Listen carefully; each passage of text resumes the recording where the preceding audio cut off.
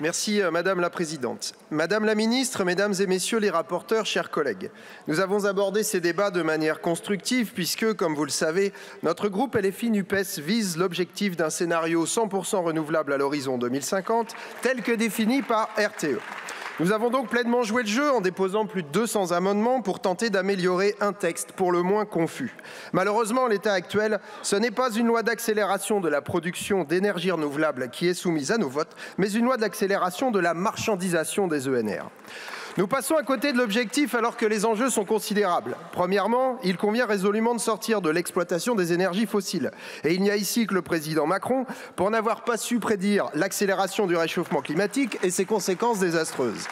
Deuxièmement, et je le dis aux députés qui ont dilapidé leur temps de parole en d'interminables tunnels anti-éoliens, comme au gouvernement qui s'obstine à décliner la décision présidentielle unilatérale de relance de l'atome, de nouveaux projets nucléaires ne nous permettront pas de répondre aux urgences énergétiques et climatiques de court terme. Le développement des ENR n'est pas une option, mais une nécessité. Troisièmement, la France reste à la traîne et l'objectif d'un minimum de 33% d'ENR à l'horizon 2030, figurant dans l'actuelle programmation pluriannuelle de l'énergie, est encore loin d'être atteint. Pour autant, par leur capacité de foisonnement, ces énergies variables sont une clé de notre souveraineté. Face à ces défis, le texte issu de notre première lecture présente de nombreux manques. Tout d'abord, il ne définit aucun objectif chiffré, renvoyant cette question à la nouvelle PPE qui ne sera discutée qu'en fin d'année au mieux. Il faut dire qu'en même temps, et dans le désordre, des débats sont menés à la fois sur la construction de nouveaux EPR et sur le mix énergétique dans la plus grande confidentialité. Ensuite, aucune disposition ne vient renforcer les moyens des autorités environnementales pour instruire les dossiers. Enfin, ce texte n'engage aucune structuration des filières industrielles et de formation. Quel est le bilan de nos débats ? Concernant l'énergie solaire, nous avons contribué au renforcement des obligations d'ombrières sur les parkings de plus de 1500 m², ainsi que les sanctions afférentes. Nous regrettons pourtant la non-réintroduction de l'article 11 ter sur la couverture des bâtiments existants, qui constituait aux yeux des associations une avancée significative. Concernant l'agrivoltaïsme, nous actons les timides efforts de définition. Pour autant, sur ce sujet comme sur celui de la méthanisation, nous réaffirmons qu'aucune terre cultivable ne doit être détournée de ses fonctions nourricières.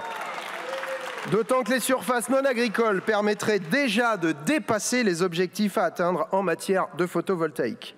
Sur les enjeux de biodiversité, l'entourloupe de la réintroduction de la RIPEM dans la pire de ses versions nous laisse craindre des atteintes irréversibles aux vivants. Pourtant, le changement de destination des sols reste la principale cause de perte de biodiversité.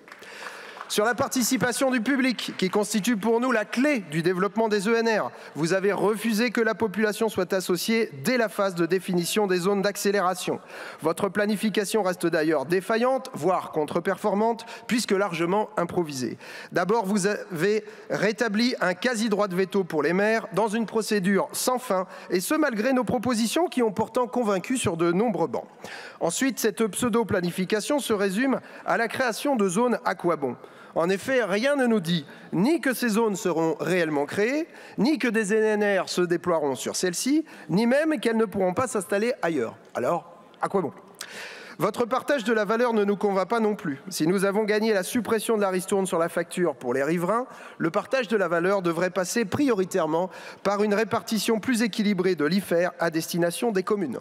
Enfin, ce projet de loi s'inscrit dans le cadre d'un marché libéralisé en permettant le développement d'une multitude de contrats de gré à gré. Cette généralisation met en danger la péréquation nationale tarifaire puisque chacun paiera un prix différent en fonction de son contrat, c'est-à-dire de son poids économique.